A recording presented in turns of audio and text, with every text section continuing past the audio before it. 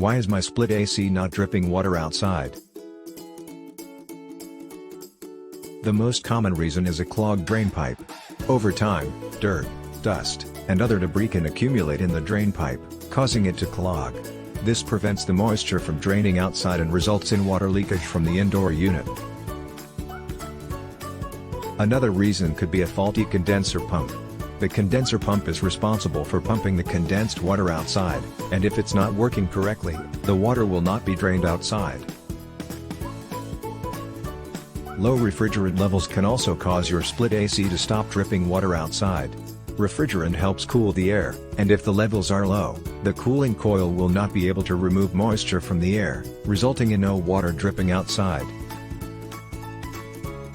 Finally, a dirty or clogged cooling coil can also be the culprit.